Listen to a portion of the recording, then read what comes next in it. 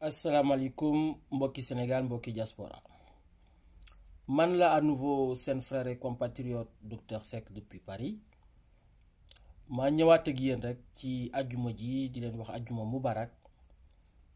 pour waxtaan ak yéen par rapport ak li fi xottee ci information ci situation yi am Kaolack Pikine ak Guédiawaye di tàmbali rek di wax ni situation yooyu maanaam tënk na ni gindi na ni aussi ne l'opposition a une obligation historique de s'unir pour venir à bout du régime de Macky Sall. Opposition, je pense que ni bu ñu yeewul woon démb tey war nañoo yeewu. di tàmbali ci kaawu comme ni ma ko waxee woon précédemment ce cas inédit cette jurisprudence bi am Kaolack bi nga xamante ni depuis que l'installation des maires a débuté amul fenn ci territoire national bu ñu installé wul maire ou président conseil départemental par le préfet indiqué sur la base de la proclamation des résultats issus ci commission départementale de recensement des votes Kaolack rek la ñu bañal loolu le lendemain ñu nangul ko Pikine bi nga xamante ni ñépp xam nañ ni le maire sortant Abdoulaye Timbo a été déclaré vainqueur sur la base d'un dépouillement incomplet des PV et que loolu le président de la commission départementale de recensement des votes qui est un juge daal di bàyyi loolu mu jàll pour déclarer Timbo vainqueur alors que il n'a pas tous les PV issus des bureaux de vote loolu muy première forfaiture. Yàlla def na en républicain et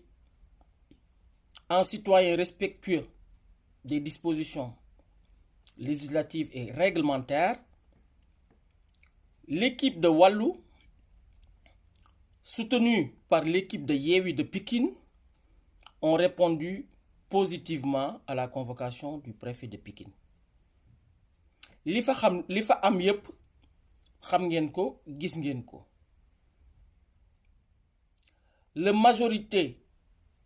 opposition bi nasoon la veille muy waa Yewwi waa Wallu ak waa Gëm Sa Bopp loolu feeñul ci vote bi bureau municipal bi de la ville de Pikine parce que ay conseillers wu de Gëm Sa Bopp bi nga xamante ni Daour Niang Ndiaye moo leen jiite ñoom ils ont trahi leur engagement vis-à-vis de leur soutien à Docteur Cheikh Dieng qui était la tête de liste au niveau de la ville de Pikine. Et l'objectif dans un premier temps ce n'était pas pour réparer l'injustice bi Wallu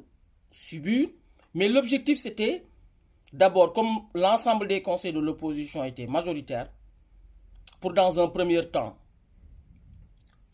rendre le conseil municipal majoritaire au profit de l'opposition, le temps que la justice daal di trancher ce recours qui, je l'espère, si on est dans un pays de droit, si on a des juges qui jugent sur la base de pièces fournies, sera restitué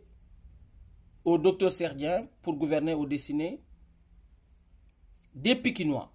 Parce que Pikinois yi ñoo ko décidé du justice moo ko décidé du ay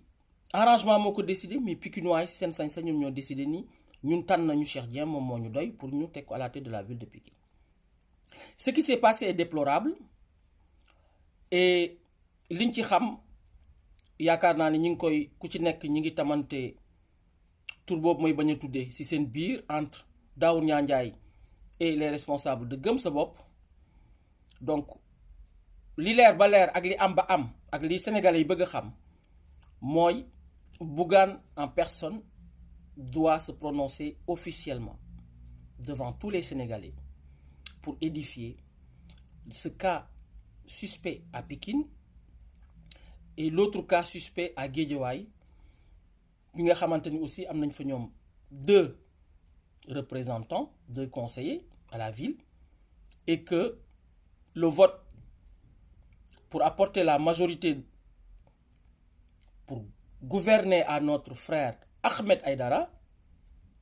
a été sabordé, a été saboté comme le cas de Pikine. loolu nag li ma ciy wax lu simple la en tant que responsable et militant du Parti démocratique sénégalais. Ce qui s'est passé hier à Guédiawaye, ça n'honore pas la classe politique. Quels que soient les manquements yu am ci texte yi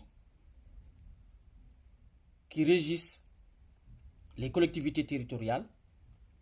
on devait pouvoir donner à notre frère Ahmed Aïdara la majorité absolue. À plus forte raison des conseillers issus du rang de notre coalition Wallu Sénégal.